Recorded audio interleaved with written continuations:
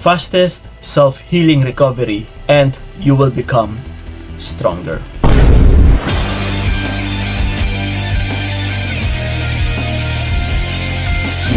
Yes.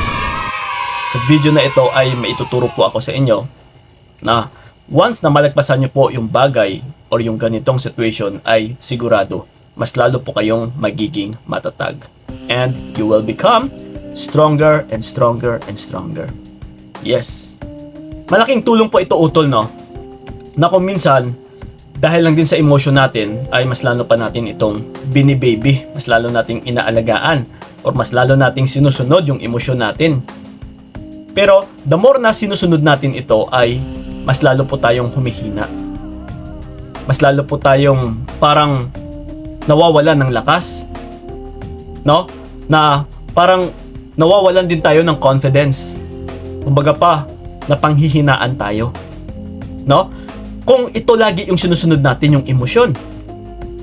So, but ito nga, may tuturo ako sa inyo kasi even me, nangyari na rin ito sa akin. Syempre, ilang beses na. And may isa po tayong technique, no, na kailangan mo lang gawin para mas madali kang humilom. So kung gusto mo mangyari ito, utol, sundin nyo lang po yung ipapagawa ko. So ito, diretsahin na natin. Ano nga ba yung dapat nating gagawin, Kuya Kiko? Walang iba kundi you should stay silent. Yeah? Kailangan mo lang humilom. Kailangan mo lang tumahimik. Kapag nasa situation ka ngayon na nahihirapan, wala kayong kibuan, or kakahiwalay lang ninyo, so, syempre, mahirap ito. Lalong-lalo na kapag fresh na fresh pa. No, it's either kahapon lang ito nangyari, na iniwan ka, hiniwalayan ka, or may nahuli ka man sa kanya. So ngayon gusto mong pumalas, gusto mong i-let go, and gusto mong mag-move on. Subukan nyo ng puutol na tumahimik. No need na makipag-chismis, no need na sumagap ng balita. No? Yung tipong parang wala rin siyang mababalitaan tungkol sa'yo.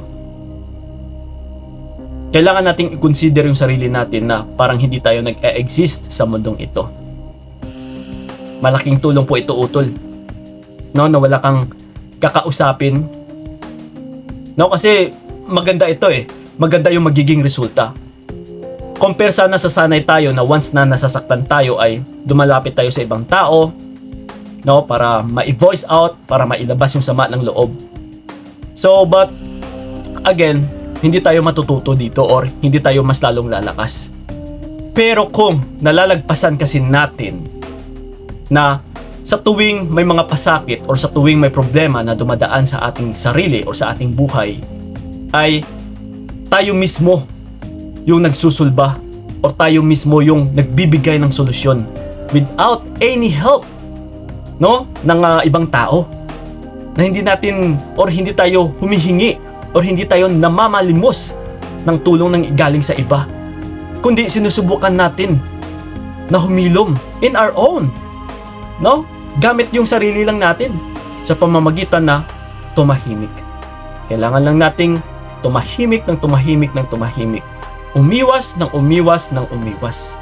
Huwag nang makibalita, no? Huwag ka na ring mag-feed ng balita tungkol sa'yo.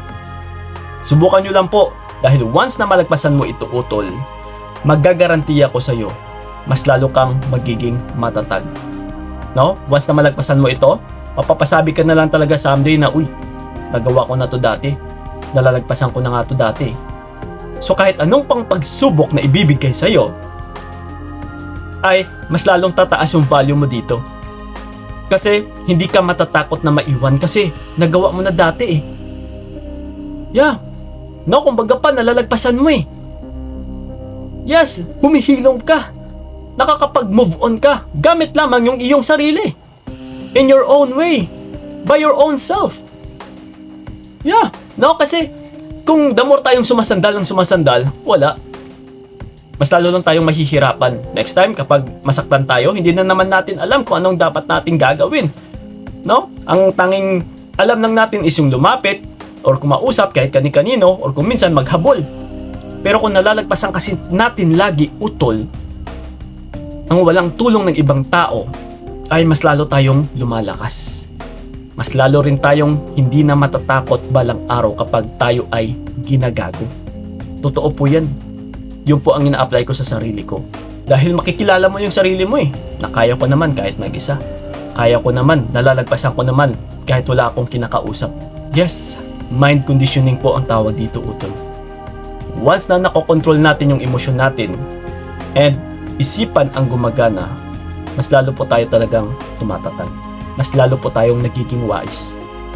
So, yun po ang pinaka-fastest self-healing recovery natin. And you will become stronger someday.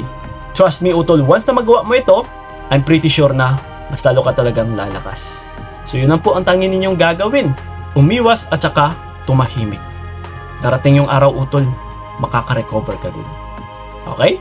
Para maging masaya din yung bagong taon mo. So, yun lang po. Maraming salamat. So, ingat kayo. God bless and babush! Binigay ko lahat para wala kang masabi.